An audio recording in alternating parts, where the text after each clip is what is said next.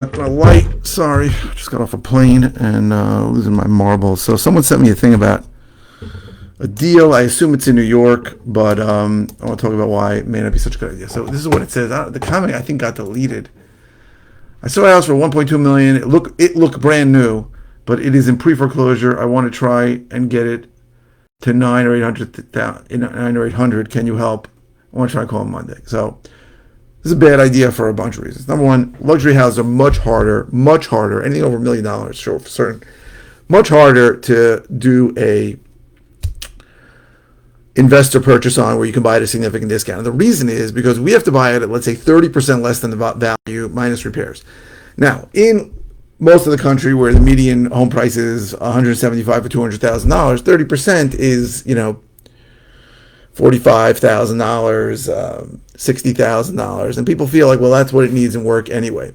But if a house is really worth 1.2 million, you need a 30% discount. That's $360,000 minus repairs, and the repairs are probably going to be more expensive because it's a very, very big house. Now, obviously, there are people who buy luxury houses at a discount. I'm not saying it's impossible. I'm saying it's much harder. Now, there's so much here that to be unpacked because pre-foreclosure in New York is completely and dramatically different than pre-foreclosure in a lot of other states. Now, New York is the longest foreclosure state by far. With the pandemic now, we're talking about 13 years that something could be in foreclosure. There are like 5 states, like Texas, Georgia, I think Missouri or Mississippi, where things go like real fast, like 3-4 months. A list of them. And there are a bunch of states in between, but pre-foreclosure in a lot of states means you better get your ass out of there. Pre-foreclosure in New York means it's going to take a long time. So it's very hard to get a lot of good data in New York. The one list that everybody can get is the list pendants list. Now, I have the luxury of buying houses that went through the entire foreclosure process because they were vacant and looking at all the mail that came into the house, right? Not if there's a mailbox because they usually run out of room, but if there's a mail slot and the mailman just throw it in there.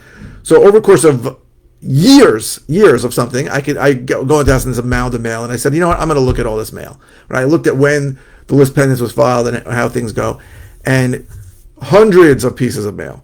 But I would say a 4-to-1 ratio of attorneys versus real estate investors. So that means there's a 4-to-1, 80% out of 100, which is 4 times as much likely that the person's going to contact an attorney, who the first thing the attorney's going to tell them is, don't pay, I'm going to take care of it, I can make this drag out for 10 years, versus the person who's going to say, sell me the house right now for a huge discount. And most of the times people are underwater, they can't sell it for a discount anyway. So what I mean is that pre-foreclosure in a lot of states is amazing, right? Pre-foreclosure in Texas is fantastic, right? Because someone gets a pre-foreclosure notice, they better be looking for another place to live already. Pre-foreclosure in New York is different. So I don't market to that list. Now, I know people who get deals off that list, so I'm not saying don't. I'm just saying you've got to understand that the idea that I'm going to call someone on a pre-foreclosure list in New York and they're going to be raring to go is just not the case. Also, that is a red ocean where every single newbie investor who doesn't know their ass from their elbow is calling that list. So they're getting tons of calls, texts, mails, they're getting tons of that stuff. So you're one of 1,000 voices, right? And I don't like to be that, right? I've said this before, but on more than half of my deals, I'm the only one making an offer. I like that, right? And New York's probably the only place I can get that done. I just left Texas. In Texas, you're always competing against a dozen other guys, at least in Dallas and El Paso. So there's a lot wrong with this, right? First of all, you saw a house for 1.2 million. It looks brand new, but it's in pre-foreclosure. What the hell does that even mean? They could be 12 years away from being in trouble. Second of all, I don't you're gonna buy it for $900,000 or $800,000. Do you understand that if you buy a house for $900,000, you then have to evict the occupant, which can take a long time. I don't know where it is. If it's in New York City, it could take 4 years, right? You got to pay taxes on that the whole time, and you don't know what condition you're going to get it when they're gone, right? And it's going to cost if you have to hold the house for 4 years between the closing costs and the closing on the sale, it's going to cost you well over $150,000. It could cost you more than $200,000.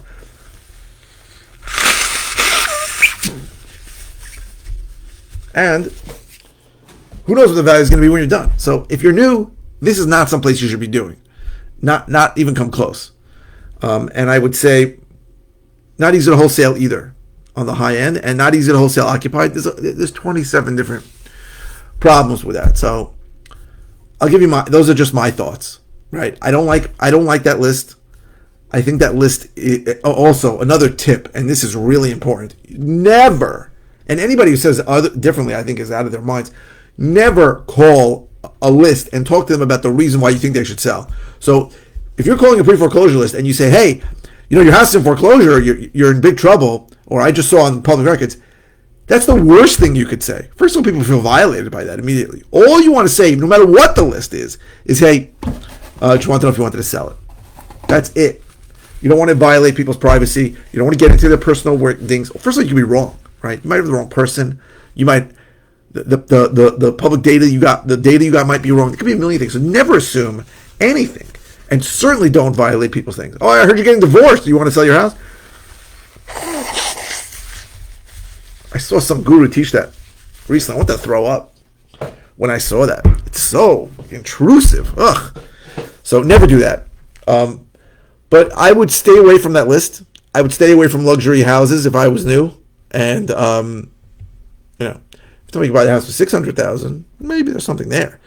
But you can buy it for $900,000, and it's worth $1.2 million today. You could lose money on it if it's got occupants in it and it's in the 5 boroughs. You could easily lose money on it, right? You can't. Whatever. I understand this is a question from somebody who is new, so I don't want to pound you. I don't know why the comment got deleted, but I can't reply to it unless it's a fake or something. I don't know. But the answer is no. Don't do it. Okay.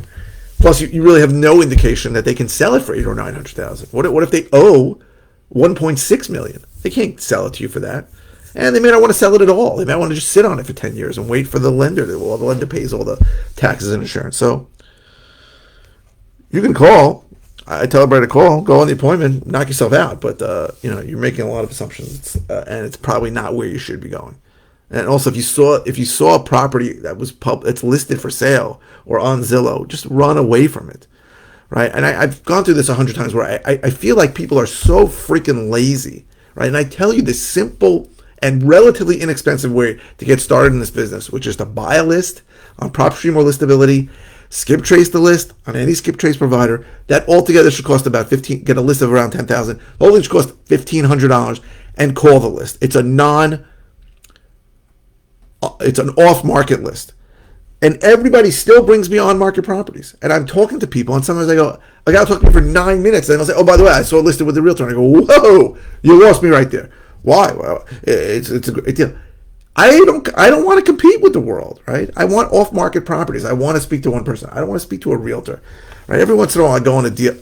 I have one deal where I got it from somebody. There was a realtor on it, and I'm following up with a realtor because that's my only contact. And he keeps telling me the price. He wants $550. I want $550. I want $550. And I'm like, I can only pay you $450. This is a great price. This is a great price. If it's a great price, why the hell isn't it sold in a year and a half? Right now, I know the reason why. Because it's next door to a housing project, and the house needs a lot of work, and it's not a great house. And I and probably no investor is going to pay more than $450 for it. So he can stick to his $550 till he's dead. Now, listen, here's the truth. I don't know what the seller's telling the realtor. Seller might be telling the realtor, I'm not taking less than $5. They may owe $550. I don't know. But I don't care because I can't pay that. So he's on an autoresponder. He's going to keep responding, and I'm not responding. I'm not giving him $550 for it. And we're in a declining market, right? If you don't understand that since the summer, the market has been declining, you got your head in the sand, right? Some markets really bad, right? My friends in Utah, Idaho, 30% discounts, 30% down from the peaks in April and May. By us, not much, 5% down, not bad. Other parts of the country down 10%, 15%. We're in a declining market. I don't know how long it's going to last, and I don't know how much it's going to go down. I really don't. But it's not crazy to think that for the next 2 years, market prices are going to go down nationally. There'll be pockets where things are good, right? Everything is local. But it's not crazy to think that. So, whatever. Hope I answered the question. I hope this was helpful. If you're interested in all the ways I can help you, go to howtoflipnewyork.com or learntoflipandwholesale.com. What else? If you're watching on YouTube, please subscribe. If you're watching on any media channel, please click the thumbs up. And I post 5 times a week. I usually have no idea what the hell I'm going to talk about, so please keep sending me your questions because I'd love to answer them. You don't have to ask a question about the video you're watching. It can be about anything. If it's a simple answer, I'll just reply with an answer. If it's something I've covered recently, I'll send you a link to a video on it. If it's something brand new or I haven't covered in a while, I will do a brand new video on it. So thank you very, very much for watching.